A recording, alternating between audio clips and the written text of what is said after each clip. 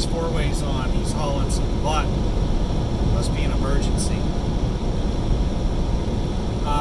So the camera may be at an angle or something. There's some glare off the screen, so it's hard for me to tell. But it's either that or I turn it and you'll be looking at the mount. So, alright, so I'm on my way to Springfield to get my APU fixed. This load is going to Ottawa, Kansas, to a Walmart distribution center. What I plan on doing is I'm planning on tonight, whenever I get to Springfield, I'm going to take a shower. One of the first things I'm going to do when I get there, because I've been sweating my ass off all day. Then I'm going to, I'll come back to the sweating my ass off in a minute. Then I'm going to grab something to eat, because I haven't eaten all day. And I'm really thirsty. I'm drinking, like, I had a little bit of Gatorade left, a little bit of milk left. I haven't drank very much today, but I'm drunk.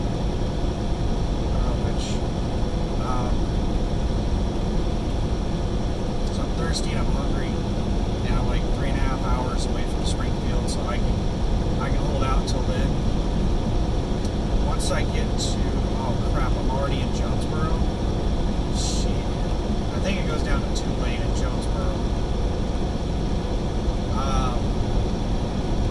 Once I get to Springfield, I'm going to stay the night at the TA there, and I'm going to shower, grab something to eat, and then I plan on searching for my next load.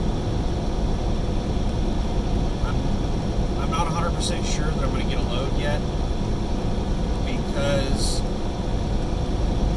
I don't know exactly how long it's going to take them to fix my APU. I'm hoping that they have it done on Thursday, and I can go and, you know, do whatever on Friday. I can deliver this load as soon as possible. But I don't know. It's still up in the air what exactly I'm going to do for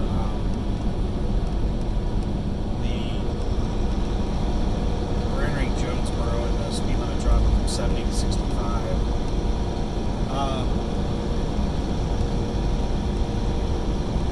I'm just up in the air on what I'm going to do on loads, whether or not I'm going to try and snag a load up or whatever. I'm just going to see what's available. Right lane closed 2 miles ahead. Well, I'm not going to merge yet. I'm a long ways away.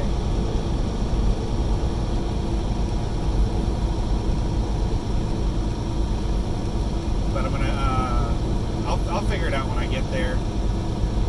Really looking forward to being able to use my laptop normally in the truck. As it stands right now,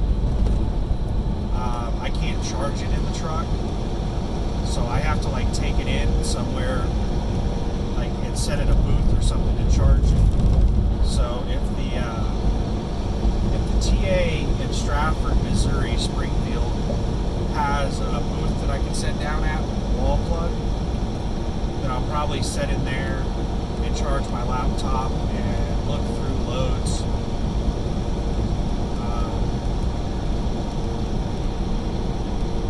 For, you know, an hour or so while it charges, and make a decision.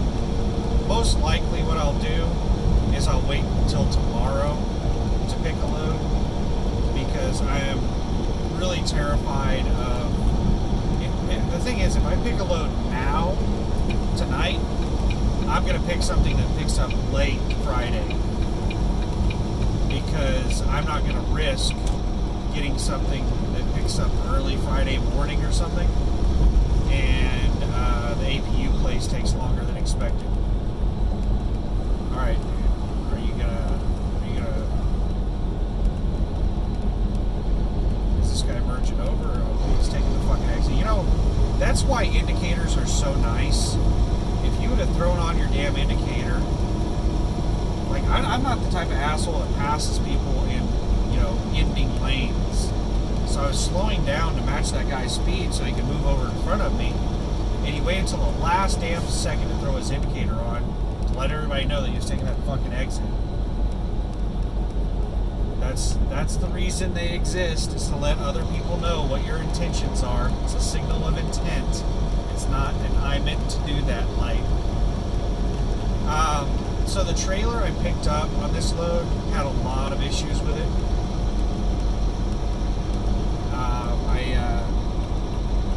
It didn't have registration. It didn't have a vehicle inspection. Why are you slamming on your brakes? Why are you slamming on your damn brakes? Speed limit is 55. That person just slowed down to 40 miles an hour. 40 fucking miles an hour. Just slammed on their brakes. This person must be stoned or something. Like, when people do shit like this, I think they have warrants or they're on drugs. There has to be something wrong with them to, like, slam on their brakes like that.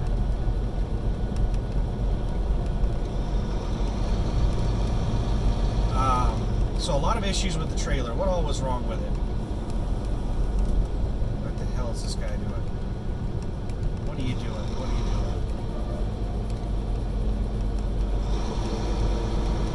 doing? He started to, like, get on that other, the ending merge lane. He was moving over onto that. This guy is probably drunk or high or something.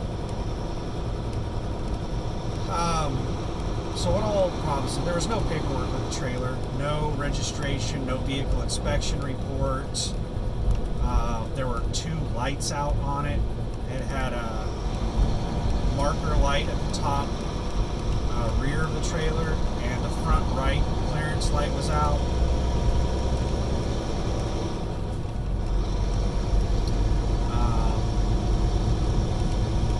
Not sure if those lights at the rear of the trailer at the top, in the middle, those 3 lights, it was one of those lights. I'm not sure if those are clearance or marker lights.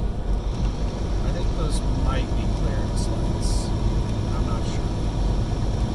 But anyway, it had 2 lights out, and it took the shop a while. So the shipper was really cool. They printed out the registration for me, but it was a really bad picture, because they had issues receiving PDFs. So she just took a screenshot of it on her phone. It was a really tiny little picture that she printed out. You could barely make out the registration. You couldn't read half of it. But I was like, that's good enough to get me to the shop 20 miles away, because there's a way station I had to go across to get there. And when I got to the shop, I had them print out the registration and the vehicle inspection report. And fix those 2 lights. And the guy that fixed the lights, he had to redo the wiring on a lot of the lights, because he said whoever had been working on the lights did not properly splice the wires together. They just kind of like ghetto, like it was really ghetto. The way that it was like some janky MacGyver crap on the lighting. And he had to redo a bunch of the connections properly, because the lights would flicker and all kinds of weird crap, and half of them wouldn't work and stuff. So it took him quite a while to do the lights, like an hour and a half, because he had to redo a ton of wiring on both of the lights and a bunch of the other lights, because I think a lot of the electrical cable was interconnected between the lights, but he had to redo a whole bunch of shit. But he was really cool and got everything working. I'm still having an issue where sometimes the lights stop working, and you have to wiggle. I have to wiggle my pigtail to get the lights to work. Like, half the lights will stop working, I'll have to wiggle the pigtail to get them to come back on. And he wasn't sure if that was an issue with the trailer or my electrical line. He said to just check and see if it happens on the next trailer. If it happens on the next trailer, then it's probably my electrical line. If not, then it's probably the box on this tractor, or this trailer. And most likely he said it's the box on this trailer, because this is an old trailer. But yeah, this is an old janky piece of crap. Oh crap, we got up to 70. Speed limit 65. Let's drop it back down here. There we go, let's set some cruise, 65.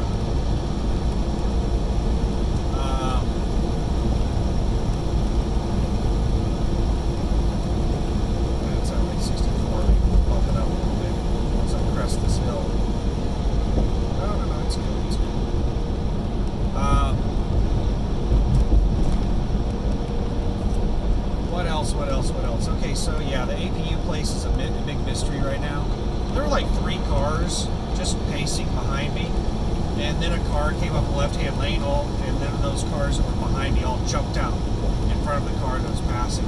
And that's one of them, that Dodge van that's going by right now. He'd been riding behind me for the last couple of miles. Then all of a sudden, this white work truck started passing, and he whipped out and sped up to get around me. Some cars just don't like to be passed. It's this mentality that this road's a line. People are cutting in line. I can't let anybody cut in line. This trailer has like some serious, like, it has a pimp lean to it. And I'm hoping that it's just this trailer. The shop guy noticed that it had a pimp lean to it. I'm hoping it's this damn trailer and not my tractor that has the lean. It's hard for me to tell. The trailer's leaning to the right, and I'm not sure if it's the trailer leaning to the right or my tractor leaning to the left. It's really, really hard to tell. I got out and tried to eyeball it. I couldn't eyeball it. But I'll see if it happens with the next trailer. If the next trailer has a lean to it like that, then I'll put my tractor in the shop and have them look at my cab. It's probably the airbags on my cab. It's not the, I don't know what you call it, the main chassis that's leaning. It would be my cab that's leaning. And I don't think my cab's leaning. I think my truck's perfectly fine. I think it's the damn trailer leaning. And it's a decent lean. I don't know, the tires are good. I don't know why the hell it's leaning. It has to be a suspension problem. I didn't notice any cracked springs or anything like that. So I don't know what is causing the lean. It could just be that they loaded something really heavy on that side. Yeah, it could be the load inside. I don't know. Freeway ends in 1 mile. So yeah, we're about to start doing some 2-lane divided. Actually, I think we drive through town for a while, and then we do 2-lane divided highway. You better be taking Dan Avenue because you are slowing down a lot. Yeah. Wait, you know, and I love people like this that, alright, I don't know which lane ends. One of the damn lanes ends. I wish people use their fucking indicators like they're supposed to, and not make me sit here and just guess as to what kind of dumb shit they're about to do. Alright, speed limit drive down again. Now we're down at 60. There are still a few things, like I'm getting close to the point where this truck is going to be in tip-top shape. So the APU and the inverter are big priority items.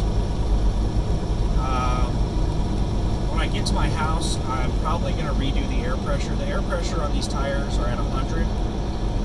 I'm probably going to air them up to like 110. I have a compressor in my house, so I'll do some research when I'm at home and make that decision then.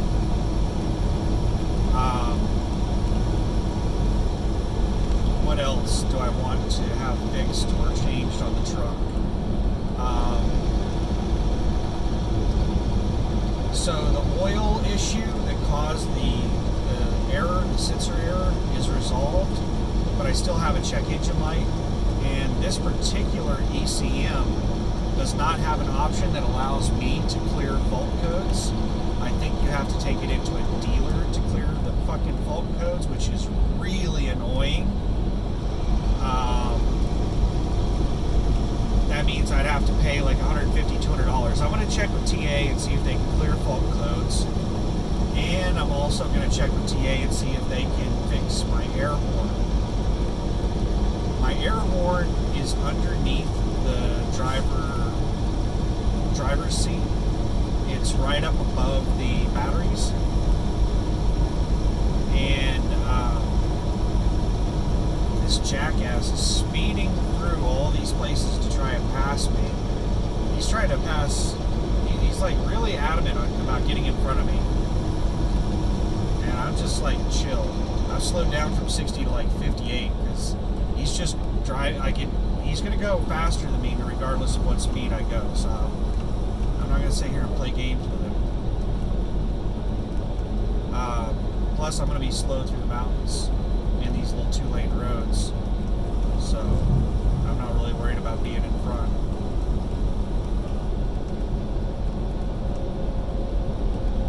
This guy in this red truck that's going by me, he's being real aggressive and speeding through this town to try to pass everybody. Sorry, I forgot what I was talking about. Give me just a second to let him by me here. We're going through a light.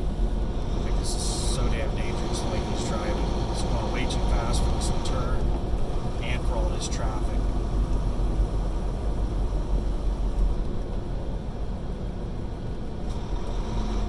And I'm just chill, man. I'm going to let all these cars by me. It's a big, like, nice open area behind me right now.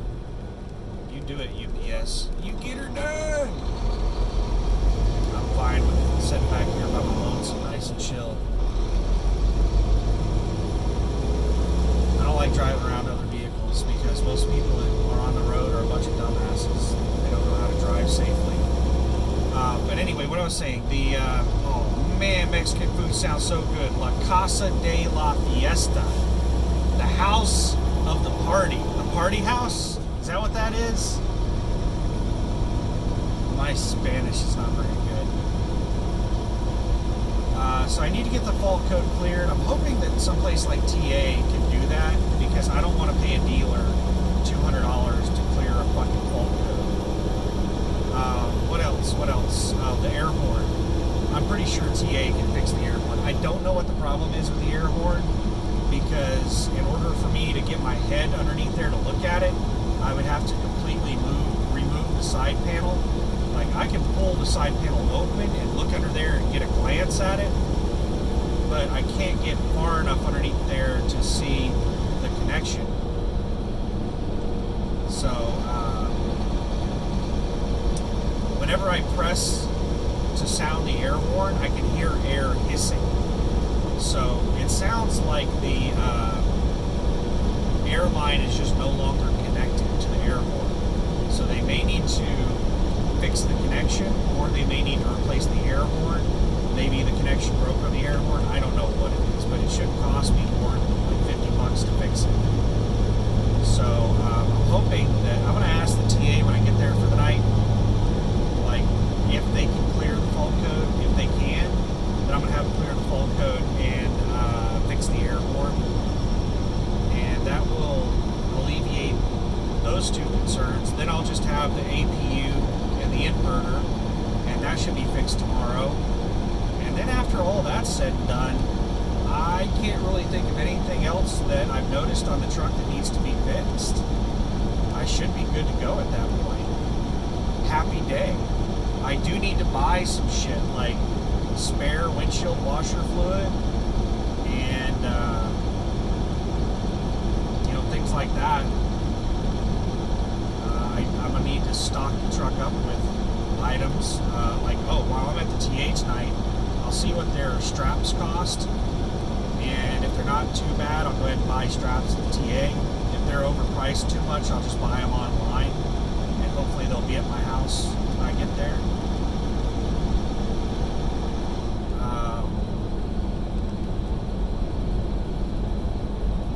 They didn't try to jump in front of me, which is good because there was plenty of room behind me.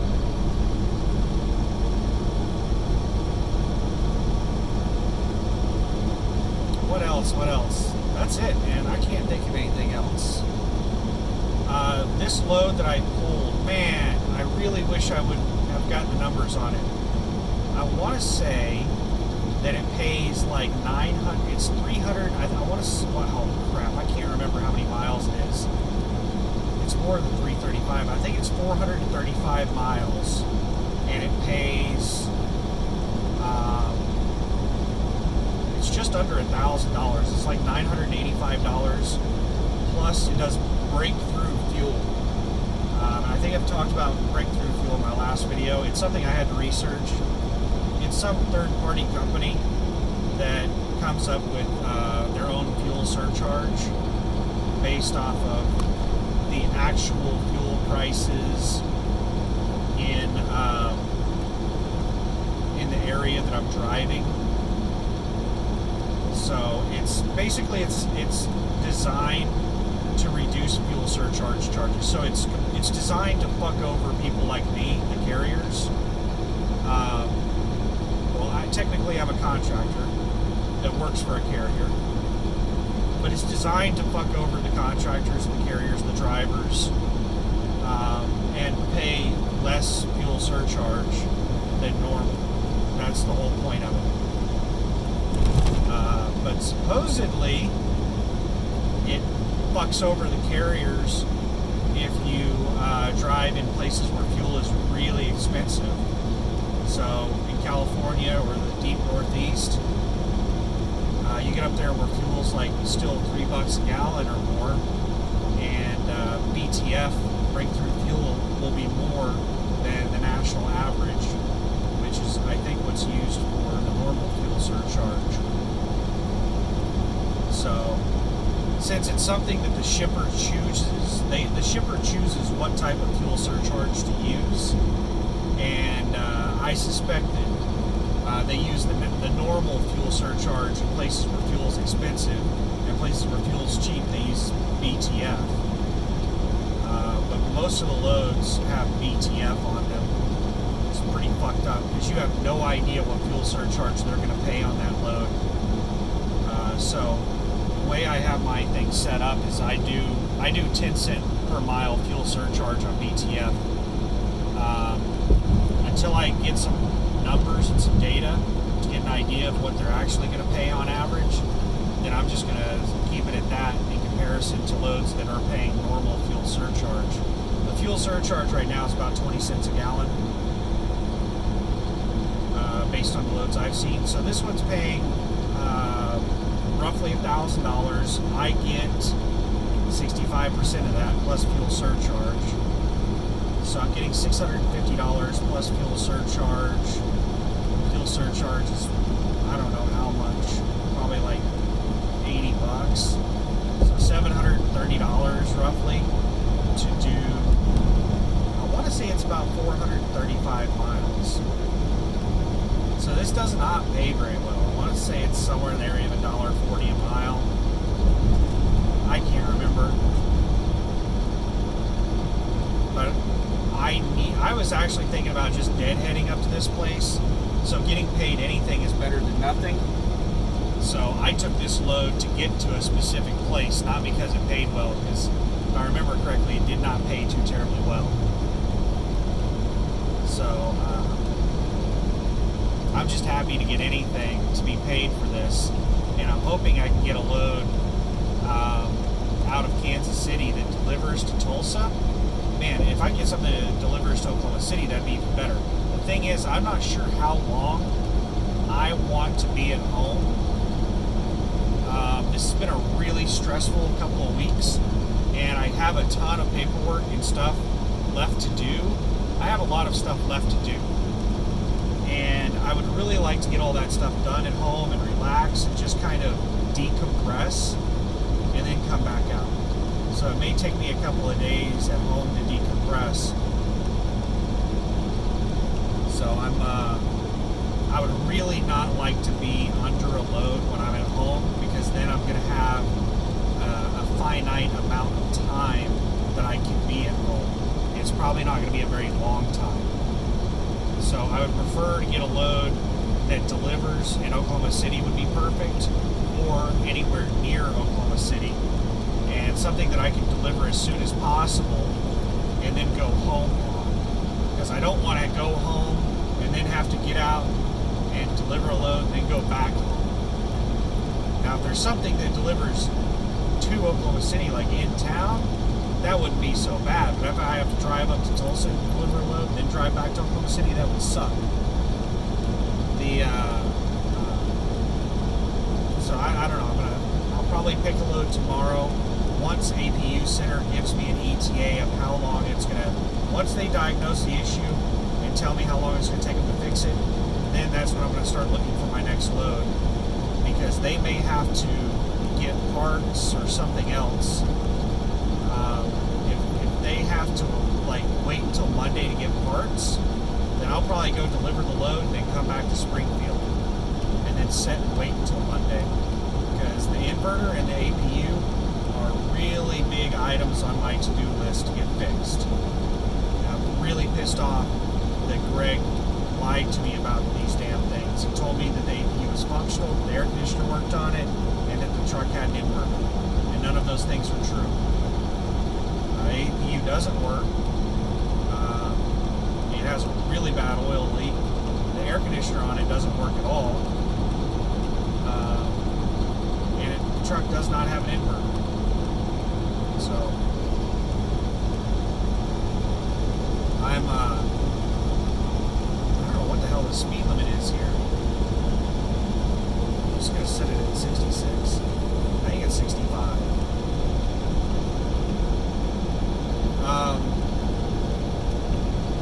I was hoping to get some footage of the 2-lane driving around through these mountains for a couple hours, but it looks like by the time I make it there, this video is going to be forever long. So